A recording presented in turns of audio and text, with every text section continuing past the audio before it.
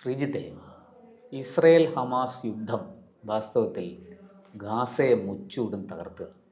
ഇപ്പോൾ ഗാസയുടെ പുനർനിർമ്മാണത്തിന് വേണ്ടി വലിയ തോതിൽ പല രാജ്യങ്ങളും മുന്നോട്ട് വന്നിരിക്കുകയാണ്. അമേരിക്ക അടക്കം ഗാസ പുനർനിർമ്മിച്ചു കൊടുക്കാമെന്നാണ് പറയുന്നത്. എന്താണ് ശ്രീജിത്തെ അതിൻ്റെ വിശദാംശങ്ങൾ? ഏതൊക്കെ രാജ്യങ്ങൾ എന്തൊക്കെ ചെയ്യാം എന്ന് പറഞ്ഞാണ് വന്നിരിക്കുന്നത്? എന്തായാലും ഗാസയെക്കുറിച്ച് പറയുമ്പോൾ നമുക്കറിയാം, എല്ലാവരും കരുതിയിരുന്നതാണ് ഇസ്രയേലിൻ്റെ വലിയ ആക്രമണമാണ് ഉണ്ടായത്. കാരണം ഒരു വർഷത്തിലധികം നീണ്ടു നിന്ന ആക്രമണത്തിൽ ഗാസ പൂർണ്ണമായി തന്നെ തകർന്നു. ഇനിയൊരു ആ നാട്ടിലേക്ക് ജനങ്ങൾ വരുമോ എന്ന് പോലും സംശയിച്ചിരിക്കുമ്പോഴാണ് അത്ഭുതപ്പെടുത്തിക്കൊണ്ട് ആ നാട്ടിലെ ജനങ്ങൾ തിരിച്ച് ഗാസയിലേക്ക് വരുന്നത്. ഇപ്പോൾ കണക്കനുസരിച്ച് 3,76,000-ത്തിലധികം പേർ ഈ വെടിനിർത്തൽ കരാറിന് പിന്നാലെ ഗാസയിലെത്തി, വടക്കൻ ഗാസയിലേക്ക് എത്തിച്ചേരുന്ന ഒരു അവസ്ഥ ഉണ്ടായിരുന്നു. അതോടൊപ്പം തന്നെ അവിടെ ഹമാസ് ശക്തിപ്പെടുകയാണ്. നാം എല്ലാവരും വിചാരിച്ചിരുന്നത് വലിയ രീതിയിൽ തന്നെ ഹമാസും അവിടുത്തെ ജനങ്ങളെല്ലാം ആ ഗാസ ഉപേക്ഷിച്ച് പോകുമെന്നായിരുന്നു പ്രതീക്ഷിച്ചത്. പക്ഷേ അവരെ എല്ലാം ഞെട്ടിച്ചുകൊണ്ട്, ഇസ്രയേലിനെ ഞെട്ടിച്ചുകൊണ്ട് അവരുടെ ഒരു വലിയ തിരിച്ചുവരവ് ഉണ്ടായിരിക്കുന്നു. ആ തിരിച്ചുവരവ് ഉണ്ടായപ്പോൾ തന്നെ പല രാജ്യങ്ങളും അവരെ സഹായിക്കാൻ വേണ്ടി എത്തുന്നു. ഗാസയെ വീണ്ടും ഒരു പഴയ ഗാസയാക്കി മാറ്റാനുള്ള ശ്രമങ്ങൾ നടപ്പിലാക്കുകയാണ്. ഇപ്പോൾ ഏറ്റവും പ്രധാനപ്പെട്ടത് അവിടെ 100 മസ്ജിദുകൾ, പള്ളികൾ നിർമ്മിക്കാനാണ് ഇന്തോനേഷ്യയുടെ തീരുമാനം. കാരണം ഈ ഇസ്രയേലിൻ്റെ ആക്രമണത്തിൽ 1000-ത്തിലധികം പള്ളികളാണ് വിവിധ ഘട്ടങ്ങളിലായി തകർന്നത്. ആ രാജ്യത്തെ കെട്ടിടങ്ങളും അതോടൊപ്പം തന്നെ എല്ലാം തകർന്ന് തരിപ്പണമാകുന്ന പല ചിത്രങ്ങളും നാം കണ്ടിരിക്കും. കാരണം ആ കെട്ടിടങ്ങൾ മുഴുവൻ ഒരു തകർന്ന് തരിപ്പണമായ പല ചിത്രങ്ങൾ, ആകാശ ദൃശ്യങ്ങൾ ഉൾപ്പെടെയുള്ളവ കാണുമ്പോൾ നാം അത്ഭുതപ്പെടും, ഇനി അവിടെ ഒരു തിരിച്ചുവരവ് ഉണ്ടാകുമെന്ന്. പക്ഷേ ആ ജനങ്ങൾ തിരിച്ചു വരികയാണ്. അതുകൊണ്ടാണ് പല രാജ്യങ്ങളും അവരെ സഹായിക്കാൻ മുന്നോട്ട് വന്നിരിക്കുന്നത്. അതിലൊന്ന് ഇന്തോനേഷ്യയാണ്. ഇന്തോനേഷ്യ ഏഷ്യയിലെ ഒരു പ്രധാനപ്പെട്ട രാജ്യവും അതോടൊപ്പം തന്നെ ലോകത്തിൽ തന്നെ ഏറ്റവും അധികം മുസ്ലിങ്ങൾ തിങ്ങിപ്പാർക്കുന്ന ഒരു രാജ്യവുമായ ഇന്തോനേഷ്യയാണ് അവർക്ക് സഹായ വാഗ്ദാനവുമായി രംഗത്തെത്തിയിരിക്കുന്നത്. ഇതുമായി ബന്ധപ്പെട്ട് ഇപ്പോൾ ഒരു പ്രസ്താവന വന്നിട്ടുണ്ട്. അത് ഇന്തോനേഷ്യൻ മസ്ജിദ് കൗൺസിലിൻ്റെ ചെയർമാനും അതോടൊപ്പം തന്നെ മുൻ ഇന്തോനേഷ്യൻ വൈസ് പ്രസിഡന്റുമായ മുഹമ്മദ് കല്ലയാണ് ഇതുമായി ബന്ധപ്പെട്ട് പ്രഖ്യാപനം നടത്തിയിരിക്കുന്നത്. അടിയന്തരമായി തന്നെ ഈ 100 മസ്ജിദുകൾ നിർമ്മിക്കും. ആദ്യഘട്ടമായി 10 എണ്ണമാണ് നിർമ്മിക്കുക. അതോടൊപ്പം തന്നെ 10 എണ്ണം ആദ്യഘട്ടത്തിൽ നിർമ്മിക്കുമ്പോഴും അതിൻ്റെ സ്ട്രക്ചറും അതോടൊപ്പം തന്നെ അതിൻ്റെ രീതി എവിടെ നിർമ്മിക്കണം, മറ്റു പല കാര്യങ്ങളും ശ്രദ്ധിക്കേണ്ടതായിട്ടുണ്ടല്ലോ. ആ കാര്യങ്ങളെല്ലാം അവിടുത്തെ ഗാസയുടെ അധികൃതരുമായി സംസാരിച്ച ശേഷം, അവരെ ചർച്ച ചെയ്തതിനു ശേഷം പണ്ഡിതരുമായും എല്ലാം കൂടിക്കാഴ്ച നടത്തിയ ശേഷമായിരിക്കും അവിടെ ആദ്യഘട്ടത്തിൽ 10 മസ്ജിദുകൾ പണിയുക. പിന്നീട് 90 എണ്ണം പിന്നീട് അടുത്ത ഘട്ടമായി പണിയുക. അപ്പോൾ കോടിക്കണക്കിന് രൂപയാണ് ഇതിനു വേണ്ടി ചിലവാകാൻ പോകുന്നത്. അത് ഇന്തോനേഷ്യ തന്നെ നൽകാമെന്ന് പറഞ്ഞിട്ടുണ്ട്. കാരണം ഉടൻ തന്നെ റംസാൻ മാസം വരുന്നുണ്ട്. അപ്പോൾ ആ വ്രതത്തിന് മുമ്പായി തന്നെ, റംസാൻ കാലത്തിന് മുൻപായി തന്നെ അവിടുത്തെ ഗാസയിലെ ജനങ്ങൾക്ക് നിസ്കരിക്കാനും മറ്റു പ്രാർത്ഥനകൾക്കും വേണ്ടിയുള്ള 100-ലധികം മസ്ജിദുകളാണ് ഇന്തോനേഷ്യ ഇനി നിർമ്മിച്ചു നൽകാൻ പോകുന്നത്. അതോടൊപ്പം തന്നെ മറ്റൊരു കാര്യം നാം പറയുകയാണെങ്കിൽ, ഈ വലിയ രീതിയിൽ എല്ലാ കെട്ടിടങ്ങളും തകരുന്നു. കാരണം കഴിഞ്ഞ വർഷം ബങ്കറുകളിൽ ഭീകരന്മാർ ഒളിച്ചിരിക്കുന്നു, ഹമാസ് ഭീകരർ ഒളിച്ചിരിക്കുന്നു എന്നതുകൊണ്ടാണ് ഇസ്രായേൽ റോക്കറ്റുകൾ അയച്ച് ചെറിയ മിസൈലുകൾ അയച്ച് കെട്ടിടങ്ങൾ തകർത്തത്. വലിയ തോതിൽ കെട്ടിടങ്ങൾക്ക് നാശം സംഭവിച്ചു. ഒപ്പം നിരപരാധികളായ മനുഷ്യർ കൊല്ലപ്പെടുകയും ചെയ്തു. നിരപരാധിയായ നാം പറയുമ്പോൾ അവിടെ സ്ത്രീകളും കുട്ടികളും അടക്കം 50,000-ത്തിലധികം പേർ, ഏതാണ്ട് 1.5 ലക്ഷത്തോളം മരണപ്പെട്ടു. ഇതിന് സമാനമായി തന്നെ ഇസ്രയേലിലും 3,000-ത്തിലധികം പേർ മരണപ്പെട്ടു. രണ്ട് യുദ്ധം എന്ന് പറയുമ്പോൾ അത് അങ്ങനെയാണല്ലോ, രണ്ട് ഭാഗത്തും നാശനഷ്ടം ഉണ്ടാകും. അതോടൊപ്പം തന്നെ ലോകത്തെ സംബന്ധിച്ചിടത്തോളം, സാധാരണ ജനങ്ങളെ സംബന്ധിച്ചിടത്തോളം യുദ്ധം ഒന്നിനും ഒരു പരിഹാരമല്ല. അതെല്ലാം നമ്മെ വിഷമപ്പെടുത്തുന്ന ഒരു കാര്യമാണ്, ദുഃഖപ്പെടുത്തുന്ന ഒരു കാര്യമാണ്.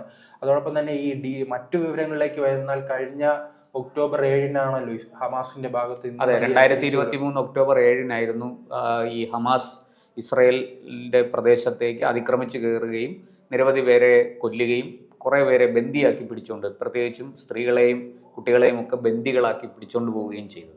അല്ല, അങ്ങനെ ഒരു സംഭവം ഉണ്ടായതിനു ശേഷമാണ് വലിയ രീതിയിലുള്ള ആക്രമണം. അപ്പോഴും ഹമാസിലെ ജനങ്ങൾ എപ്പോഴും അത്ഭുതപ്പെടുത്തുന്നതാണ്. കാരണം ഇത്തരം ആക്രമണങ്ങൾ ഉണ്ടായിട്ട് എങ്ങനെ അവർ അവിടെ തിരിച്ചു വരുന്നു, സ്വന്തം മണ്ണിൽ ഉറച്ചു നിൽക്കാൻ അവർ ശ്രമിക്കുന്നുണ്ടല്ലോ എന്ന് ലോകത്തെ അത്ഭുതപ്പെടുത്തും. അതുകൊണ്ടാണ് ഇത്തരം ധനസഹായങ്ങളുമായി വിവിധ രാജ്യങ്ങൾ വരുന്നത്. ആ രാജ്യങ്ങളെല്ലാം വലിയ ധനസഹായവുമായി അവിടെ എത്തുകയാണ്. ഗാസ പുനർനിർമ്മിക്കാനുള്ള എല്ലാ സഹായവും ചെയ്യാമെന്ന് വാഗ്ദാനം വന്നിട്ടുണ്ട്. ഇപ്പോൾ അമേരിക്ക തന്നെ അവിടുത്തെ ജനങ്ങളെ ജോർദാനിലേക്കും മറ്റും താൽക്കാലികമായിട്ട് താമസിപ്പിക്കണം, ഞങ്ങൾ ഗാസ പുനർനിർമ്മിക്കാം, കെട്ടിടങ്ങൾ നിർമ്മിക്കാം, മറ്റ് അടിസ്ഥാന സൗകര്യങ്ങൾ ഒരുക്കാം. റോഡുകളെല്ലാം തകർന്നു പോയിട്ടുണ്ട്. അപ്പോൾ റോഡുകളൊക്കെ പട്ടിണിയും പരിവട്ടുമായ രാജ്യം പലർക്കും ഈ 50,000 പേർ നാം മരിച്ച കണക്ക് മാത്രമാണ്. പരിക്കേറ്റവർ 1,50,000-ലധികം പേർക്ക് പരിക്കേറ്റു അവരെ എല്ലാം പുനരധിവസിപ്പിക്കേണ്ട ഒരു ആവശ്യകത ലോകരാജ്യങ്ങൾക്ക് തന്നെയുണ്ട്. കാരണം യുദ്ധം പരസ്പര രാജ്യങ്ങൾ ആക്രമിക്കുമ്പോഴും അതിൽ മാന്യത വെച്ച് പുലർത്തണമല്ലോ. കാരണം അതിനാണല്ലോ UN അടക്കമുള്ള സംവിധാനങ്ങളുള്ളത്. യുദ്ധനീതിക്ക് വേണ്ടിയുള്ള പ്രവർത്തനങ്ങളുമായാണ് അമേരിക്ക ഉൾപ്പെടെയുള്ള രാജ്യങ്ങൾ മുന്നോട്ട് പോകുന്നത്. അതോടൊപ്പം തന്നെ മറ്റൊരു കാര്യം സൂചിപ്പിക്കാനുള്ളത്, ഈ ബൈഡന്റെ ആ കാലമാണല്ലോ വലിയ രീതിയിലുള്ള യുദ്ധം ഉണ്ടായത്. പക്ഷെ അത് ഉടൻ തന്നെ ട്രംപ് മത്സരിക്കുന്ന സമയത്ത് തന്നെ പറഞ്ഞിരുന്നു, താൻ വന്നാൽ എത്രയും വേഗം തന്നെ യുദ്ധം അവസാനിപ്പിക്കാനുള്ള നടപടികളിലേക്ക് പോകുമെന്ന് പറഞ്ഞതിന് പിന്നാലെയാണ് ഈ ചർച്ചകൾ ഉയർന്നു വരികയും ഖത്തർ മധ്യസ്ഥത വഹിക്കുകയും എന്തായാലും വലിയ രീതിയിലുള്ള ഒരു യുദ്ധമായിരുന്നല്ലോ. കാരണം ഈ ഇടക്കാലത്ത് യുക്രൈനും റഷ്യയുമായെല്ലാം യുദ്ധങ്ങൾ നടക്കുന്നുണ്ട്. എന്നാൽ അതിനെല്ലാം വച്ച് നോക്കുമ്പോൾ ഭീകരമായിരുന്നു. കാരണം അത് നാം ഒരു ഭാഗത്തെ മാത്രം പിന്തുണയ്ക്കുന്നില്ല. ഒരു ഇസ്രായേലിന്റെ ഭാഗത്ത് രണ്ട് ഭാഗത്തും തെറ്റുകളുണ്ട്. ഇസ്രായേലിന്റെ ഭാഗത്ത് ഇത്തരം വലിയൊരു കുറ്റം ആരോപിക്കപ്പെടുമ്പോഴും തിരിച്ച് ഹമാസിന്റെ ഒരു ആക്രമണം ഉണ്ടായിരുന്നല്ലോ ഒക്ടോബർ 7 ആ രാജ്യത്തെ സംബന്ധിച്ചിടത്ത് 1000-ഓളം പേർ. ഇസ്രായേൽ അവരുടെ പൗരന്മാരെ രക്ഷിക്കാൻ ഏതറ്റം വരെയും പോകും എന്ന് അവരുടെ ഭരണത്തലവൻ നെതന്യാഹു വ്യക്തമാക്കിയിരുന്നതാണ്. അത് ഏതൊരു രാഷ്ട്രവും ചെയ്യുന്നതാണ്. അതാണ് അവരും ചെയ്തത്. അതിനൊക്കെ അപ്പുറത്തേക്ക് ഈ പറഞ്ഞതുപോലെ നിരപരാധികളായ ഒരുപാട് മനുഷ്യർ ഗാസയിൽ മരിച്ചു എന്നുള്ളതാണ് അതിലെ ദാരുണമായ ഒരു സംഭവം. ഒപ്പം തന്നെ ഈ പറഞ്ഞതുപോലെ വലിയ നാശനഷ്ടങ്ങൾ ആ പട്ടണത്തിനുണ്ടായി. റോഡുകൾ തകർന്നു, പാലങ്ങൾ തകർന്നു, വലിയ കെട്ടിടങ്ങൾ തകർന്നു, ആശുപത്രികൾ തകർന്നു. ഇങ്ങനെ ഒരു തരത്തിലും മനുഷ്യൻ അവിടെ ജീവിക്കാൻ പറ്റാത്തൊരു സാഹചര്യം വന്നപ്പോഴാണ് കൂട്ടപ്പലായനം അവിടെ നിന്ന് സംഭവിച്ചത്. ഒരുപാട് പേര് ഗാസ വിട്ടുപോയി. ഇപ്പോൾ അവർ തിരിച്ചു വരാൻ തയ്യാറാകുന്നു എന്നുള്ളത് ആശാവഹമായൊരു കാര്യമാണ്. അവരെ പുനരധിവസിപ്പിക്കാൻ അമേരിക്ക ഉൾപ്പെടെയുള്ള രാജ്യങ്ങൾ മുന്നോട്ട് വരുന്നു എന്നുള്ളതും തീർച്ചയായിട്ടും പ്രോത്സാഹിപ്പിക്കപ്പെടേണ്ടതാണ്. അപ്പോൾ ഈ പറഞ്ഞതുപോലെ അവിടെ ലോകരാഷ്ട്രങ്ങളെല്ലാവരും ചേർന്ന് ധനസഹായം നൽകി ഗാസ പുനർനിർമ്മിക്കാൻ, ഈ നശിച്ചുപോയ തകർന്നുപോയ കെട്ടിടങ്ങൾ, അതുപോലെ റോഡുകൾ, പാലങ്ങൾ, ഈ അടിസ്ഥാന സൗകര്യങ്ങളെല്ലാം ഏർപ്പെടുത്തി അതിനെ പുനർനിർമ്മിക്കാൻ തയ്യാറാകുന്നത് തീർച്ചയായിട്ടും ശ്ലാഘനീയമായൊരു കാര്യമാണ്. ഈ അക്രമത്തെക്കുറിച്ച് പറയുമ്പോഴും നാം മറ്റൊരു കാര്യം ശ്രദ്ധിക്കേണ്ടിയിരിക്കുന്നു. കാരണം ഈ ഗാസയിലെ ജനങ്ങൾ, സാധാരണക്കാരായ ജനങ്ങളെ ഈ ഹമാസ് പറ്റിക്കുന്നുണ്ടോ എന്ന് സംശയം. വലിയ രീതിയിലുള്ള നാം ഇപ്പോൾ തന്നെ ഈ പുനരധിവാസ ഫണ്ടുമായി ബന്ധപ്പെട്ട് ചിലപ്പോൾ കോടികളായിരിക്കും ഒഴുകാൻ പോകുന്നത്. പക്ഷെ ഇതെല്ലാം എത്തിപ്പെടുന്നത് സാധാരണക്കാർക്കല്ലാതിരിക്കും.